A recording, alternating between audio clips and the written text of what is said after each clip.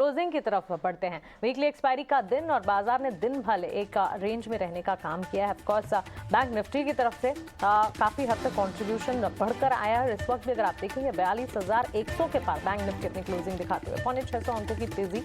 Nifty ने भी कमान संभालने की कोशिश जरूर की, लाल निशान से हरे निशान में वापस लौटता हुआ दिखा। चलिए 17,800 के लेवल्स को तो टिकाए रखा, विच इज अ पॉजिटिव। लेकिन इस वक्त सबसे ज्यादा कंट्रीब्यूशन कहां से आ रहा है? अगर आप बाजार के मूड माहौल को समझने की कोशिश करें, सबसे ज्यादा चले हैं बैंकिंग शेयर। ये लाजमी भी है क्योंकि बैंक निफ्टी में अच्छी मजबूती है। और अगर हीट मैप को देखेंगे, पहले 3 शेयर्स जो कि बाजार में सबसे ज्यादा आउट परफॉर्म कर रहे हैं वो बैंक सेक्टर से जुड़े हुए ICICI bank, HDFC bank, Kotak bank. यहाँ पर हरे निशान के साथ बढ़िया मजबूती हम देख रहे हैं। दिन भर ट्रेड्स में मजबूती के साथ इन स्टॉक्स ने कामकाज किया। इनफैक्ट बैंक निफ्टी के 12 में से करीब 10 शेयरों में हमने अच्छी खासी बढ़त देखी है।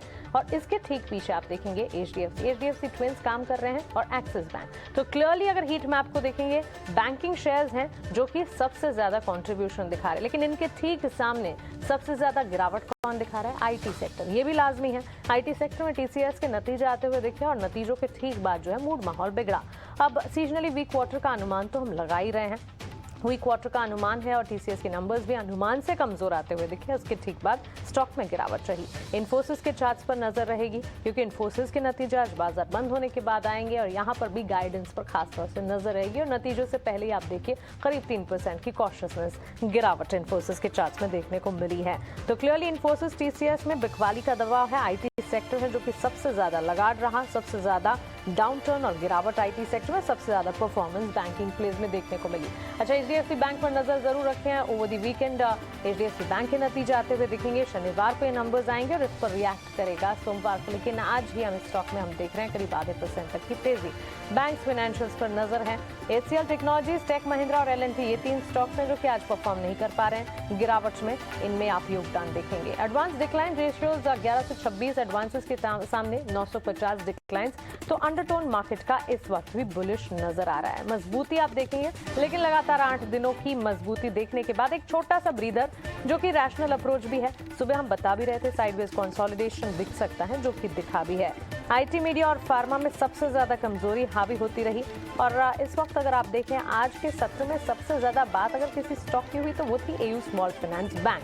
करीब 17% से 20% चल गया ये स्टॉक। और संजय अग्रवाल को 3 साल के लिए फिर से जो एमडी और सीईओ के पद पर मंजूरी मिली है, इसके ठीक बाद एयू स्मॉल फाइनेंस के स्टॉक में अच्छी मजबूती देखने को मिली।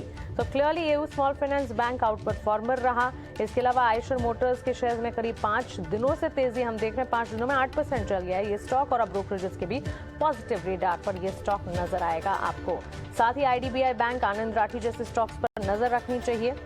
आनंद राठी में अच्छे नतीजों का असर दिखा। करीब 3% तक की तेजी आनंद राठी के स्टॉक में भी देखने को मिली। और फर्टिलाइजर प्लेज में फैक्ट फर्राटा रफ्तार। थोड़ी देर पहले हम टेक्निकली चार्ट भी डिस्कस कर रहे थे। करीब 14 से 15% तक की मजबूती इस स्टॉक में भी देखने को मिली। सेक्टर स्पेसिफिक अगर चार्ट्स को देखेंगे, मार्केट को देखेंगे, हर सेक्टर हर पॉकेट ने एक्शन दिखाया है।